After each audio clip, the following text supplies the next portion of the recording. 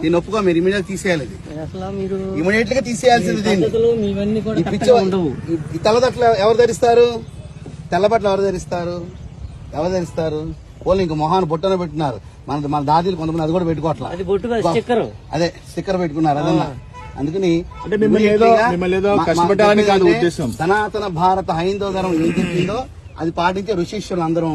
కాబట్టి మీరు ఇప్పుడు భగవంతుడు పుట్టాడు, ఇలా వచ్చాడు, 5,000 సంవత్సరాల తర్వాత ఇదంతా సృష్టి అంతా ఉండదు, ఈ పిచ్చి మాటలు మాట్లాడే వ్యవహారం ఉంటే కుదరదు. కాబట్టి మీరు చక్కగా తీసేసుకోవడం మంచిది. శివలింగం పెట్టారు, స్వామిని చక్క పెట్టుకోండి, డబ్బులు వసూలు చేసుకోండి, మాకు అభ్యంతరం లేదు, ఎంత డబ్బు కన్నా వసూలు చేసుకోండి. కానీ ఇక్కడ పిచ్చి స్టోరీలు చెప్పి పిచ్చి వ్యవహారం నడిపితే మాత్రం ఖచ్చితంగా ఒప్పుకోమమ్మా. అంటే కాదమ్మా, మీకు తెలుసు సమాజంలో ఎంత వ్యతిరేకత వస్తుందో మీ సంస్థ గురించి తెలుసు. మరి ఏం చేద్దామని ఏంటి పెడతారు? డబ్బులు ఎక్కువ ప్రజలకు వచ్చుగా, యాచకులు బోళ్ళు మంది ఉన్నారు, ఇబ్బందులతో పడి ఉన్నారు. మేమే చేయలేంత ఆర్పాటు, ఇంతమంది స్వాములు వచ్చి ఈ ఆర్పాటాలు ఏంటి, ఇవన్నీ ఏంటి, ఎంత ఖర్చు దీనికి? ఎక్కడి నుంచి వస్తాయి డబ్బులు మీకు? ప్రజల నుంచి ఇస్తారు. దేనికి ఇస్తారు? ఈ ఆర్పాటాల కోసం, సమాజం కోసం పనిచేయమని చెప్పారా? చెప్పండి అమ్మా. ఇప్పుడు మెయిన్ నేను డాక్టర్ నండి. ఓకే, చేశానంటే positive health exhibition, drug addiction, నష్టముక్తి అభియాన్. అంటే అందరూ కూడా శివుని ముందు ప్రతిజ్ఞ చేయడం ఇప్పటి నుంచి మేము అంటే దుర్వ్యసనాల నుండి, దుష్ప్రభావాల నుండి దూరంగా ఉంటాం. పుష్కర స్నానం చేశారమ్మా? చేశారు. మీరు మాత్రం దయచేసి మేము వాళ్ళు ఇక్కడ ఉంటారు, ఏ మాత్రం గనక దేవుడి గురించి చెప్పుకోండి, శివుడి గురించి చెప్పుకోండి, నారాయణ గురించి చెప్పుకోండి, ఋషి సాంప్రదాయం చెప్పుకోండి.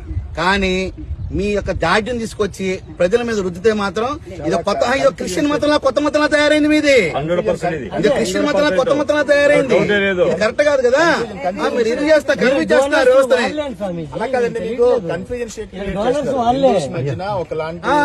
సంప్రదాయం తీసుకెళ్తా ఉన్నారు. ఎందుకంటే మేమేమో వేదాస్ ప్రామాణికంగా తీసుకుని చెప్తా ఉన్నాము, మీరేమో ఏదో మీ స్టోరీలే చెప్తా ఉన్నారు. దానికి ఏమో వేద ప్రమాణం ఉండదు, ఏమీ ఉండదు, మీరు ఏదో చెప్పుకుంటా ఉన్నారు. దానివల్ల ఏంటంటే హిందూస్ లో ఇప్పటికే చాలా సాంప్రదాయాల వల్ల డీవియేషన్స్ ఉన్నాయి. మళ్ళీ మీరు వచ్చేదో బ్రెయిన్ లోకి ఎక్కిస్తే ఉన్నది కూడా ఊడిపోయి వాళ్ళు.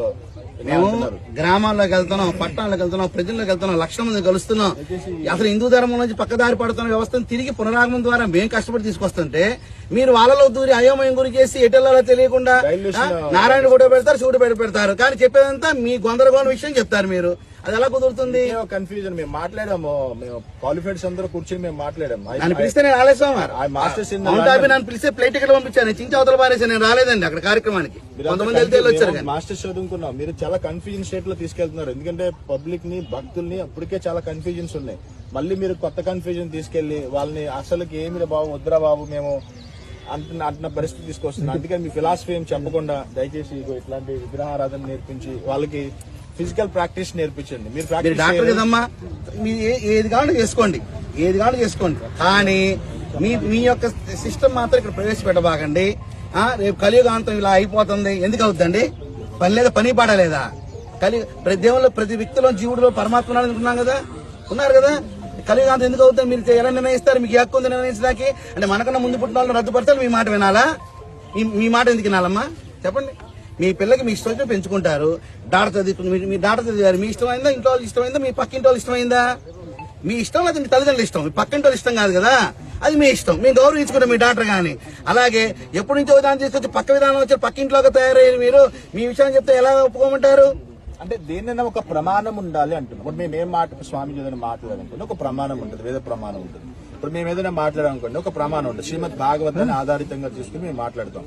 కలియుగం ఇన్ని సంవత్సరాలు ఉన్నాయి, 4,32,000 సంవత్సరాలు ఉన్నాయి, త్రేతాయుగం ఇన్ని సంవత్సరాలు ఉన్నాయి. మీకు వేద ప్రమాణం ఉంటుంది, భాగవత్ ప్రమాణంగా మేము మాట్లాడతాం. మీరు ఏ ప్రమాణం తీసుకుని ఫిలాసఫీ ఇస్తున్నారు, పబ్లిక్ ఇండెక్ట్ చేస్తున్నారు అనేటువంటి విషయాన్ని మీరు అర్థం చేసుకోండి. మిమ్మల్ని ఏదో బాధించాలని, కష్టపెట్టాలని మా ఉద్దేశాలు కావు. అలా కాదండి, మీకు ఖచ్చితంగా బాధించడానికి వచ్చా. నేనైతే అయిపోయింది సార్, దండం లేకపోతే కుదరదండి, దండం లేకపోతే కుదరదు. చెప్పి చూసాం, దండనే అయిపోయింది, బాధించడం కాదు. స్వామి మాతజీ వ్యక్తిగతంగా మీ పట్ల మాకేం ద్వేషం లేదు, కానీ సాంప్రదాయపరంగా మీరు అది మాకేమి హాని ఉండదు, మీకు మేము హాని చేయం. కానీ సాంప్రదాయపరంగా ఖండించాల్సినటువంటి బాధ్యత స్వామీజీల పైన ఉంటుంది. అందువల్ల దయచేసి బోర్డు మాత్రం తీసేయనమ్మా. నారాయణ ఉన్నారు ఉంచుకోండి, శివుడు ఉన్నారు ఉంచుకోండి. మీరు మాత్రం బోర్డు మాత్రం పిచ్చి బోర్డు మాత్రం గమనించాలా ఉండమ్మా. ఎందుకు పెడుతున్నారంటే అట్రాక్ట్ చేయడానికి అంటారా? హైందవ సంప్రదాయం దేవతలను ఎందుకు పెడుతున్నారంటే క్రైస్తవులను పెడితే క్రైస్తవులే వస్తారు, వాళ్ళని మోటివేట్ చేసి మార్చేది ఏం లేదు, ఆల్రెడీ మారి ఉన్నారు వాళ్ళు.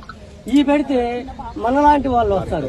మన వాళ్ళని మార్చడానికి ఇది ఒక తంతు వీళ్ళు వేసిన మా దేవుని నుంచి మిగతా తీసేయండి.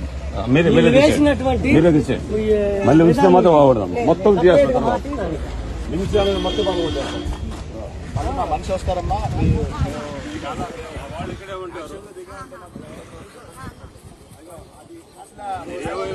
ఎక్స్ప్లెయిన్ చేయండి నాకు. మీరు రండి, మీరు అగో ఆ సిస్టమ్ ఎక్స్ప్లెయిన్ చేయండి నాకు. తెలుగు పడుతుంది చూడండి మధ్యలో. అది పెద్ద స్ట్రాష్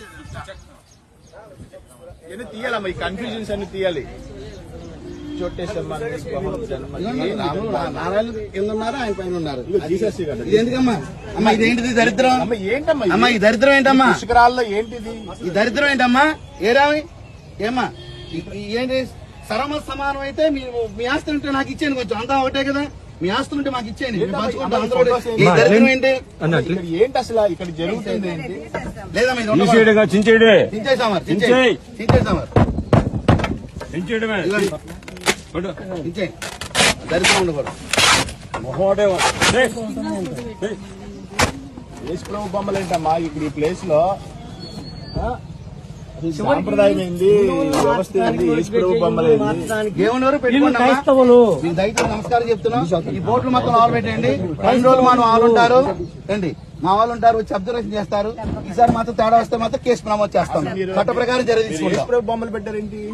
ఏ దరిద్రం ఇది ఎందుకమ్మా? అట్లా ఎందుకని మీరు ఎట్లా పెట్టారు? జీసస్ నుంచి డొనేషన్లు జీసస్ ఏంటి? క్రైస్ట్ ఫోటో ఎందుకు పెట్టారు మీరు? మీరు దాంట్లో